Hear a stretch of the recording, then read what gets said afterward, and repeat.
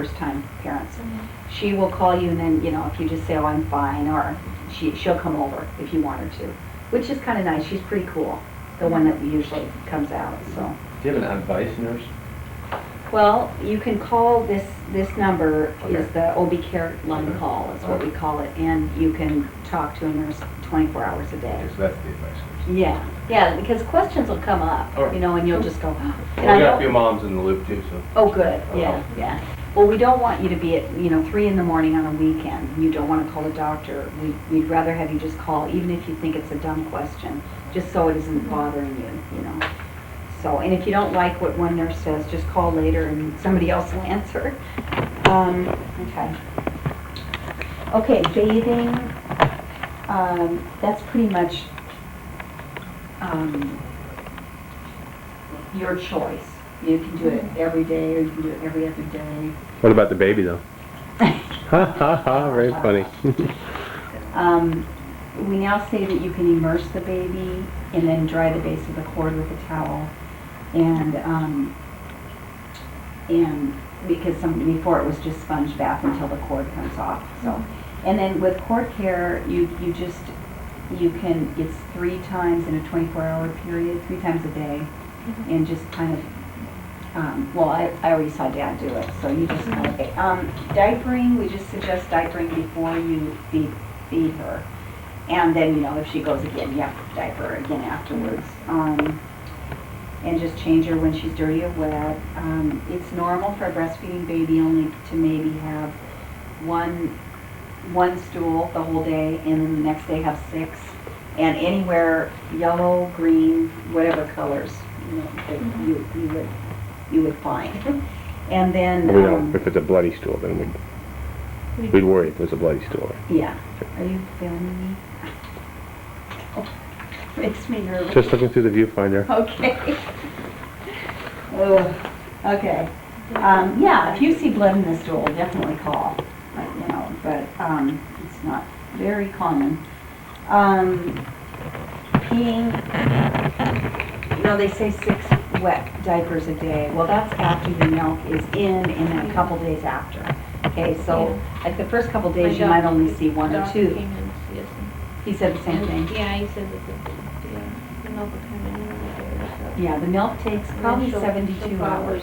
Eat better as well. Yeah, She's right. Just learning to put her tongue down. Is she? Okay. Been fighting with that tongue for. Okay. Were you able to see the lactation specialist? We saw one yesterday, and she helped us. Okay. Okay. Let's see. Okay, I'll check on the car seat. Take a temperature. We do it under the arms. You have a thermometer? Yeah, Oh, they the give us one? thermometer, yeah. And it still goes up after it beeps. So keep it under there a little bit longer after it beeps. And just kind of common sense with what she should wear at home. Like if you're wearing that, then maybe you add, put the same kind of outfit on her, and then maybe add a blanket and a hat or a sweater. Just add like one more extra layer? article. Yeah, one more What if extra she's a layer. little bit hotter for temperatures? If she's too warm, anywhere from like 99.6 to, 99.6, and 97.6. All of that is okay for a baby. If it's much over 100, if it's over 100, you need to call a doctor. How many times a day should we check her temperature? You really don't need, you can if you want. You know what I mean? If she has beads of perspiration on, or if she, it's kind of like if she feels warm, check her. If she feels cold, check her. All right. But it isn't something you have to get real nervous about. It's pretty much common sense. Okay, pain management for you. I noticed you didn't take any Percocet home, right? Okay, I'm just, yeah. Gave me ibuprofen. Right, has that been enough? Except for, Haven't you been taking Percocets? I've been taking yeah, I Percocet, just kind of wish that, and they Don't gave you me. give her a couple to take with her? Do you do that, or is that prescribed? well, I can't because I gave it to her at 11:15, Oh, I and we have to, have you Write it down. technically take Okay. it. But I wish, Percocet, you can't get it on the outside. I mean, you can get something similar. So what I want to say about this is, if you find you're really, really sore, like at the end of the day, and you need something, call the doctor and he'll get you a prescription for something. Okay, let's see, activity. The first couple weeks, try to just lay on the couch and laze out, even though you might not feel like it. Just, it'll pay off in the long run if you lay low the first couple weeks, because you're really, even if you feel good and you overdo, you're kind of at risk for a secondary infection, like a bladder infection or a sore throat or something that might happen, because you are, even though you might feel really good in a few days, you're still at a recovery period. So 2 weeks on the couch, and let people, like, they come to the door and they say, what can I do? Just say vacuum, or, you know, whatever it is that you want. Can you get me a tall glass of orange juice? You know, let them help you. And then pretty much in 6 weeks, you'll hopefully feel more like yourself.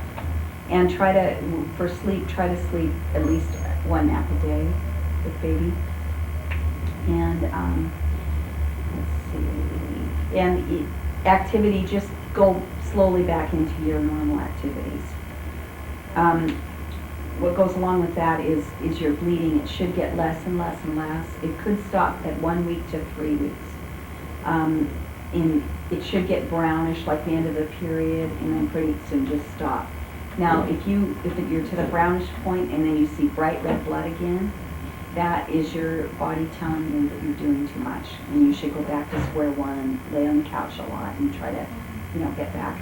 Now, with bleeding, if you see, the normal thing for blood to do is clot, and so you might find some clots. It might be that big or whatever. Have you had any clots? No? Okay.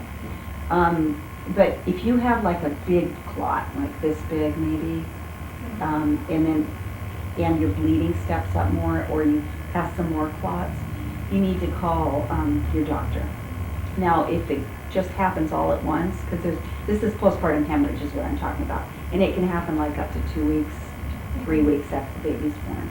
So if you really start bleeding, you need to decide whether you should call 911, okay, or your OB. Okay, so just keep an eye on that. Your uterus should just shrink down, go back to not quite normal size, and you don't have to really worry about it. More what I want you to watch is your bleeding. Hand washing, that's normal. Breast care, just watch that your nipples don't get too sore. I'm going to give you some lanolin. You can air dry afterwards. You just have to kind of watch that. Don't let baby nurse for a long, gigantic period of time, like an hour, because you'll pay for it in sore nipples. The baby will empty your breasts probably within 10 to 20 minutes on each side. So after that, it's pacifying, which is okay once your nipples get tough. That takes a little while. Okay, Pericare, we have that little squirt bottle. You can take that home and use that. Otherwise, you had just a secondary degree laceration, right? Even though you had a really long labor. They just said I had a couple skid marks. Yeah, okay. So that's mainly what that's for. It's just to help get it cleaner, a little bit cleaner down there. Once that heals up, it'll probably itch. Yeah. I've been keeping it warm for you. You can sit here. Okay.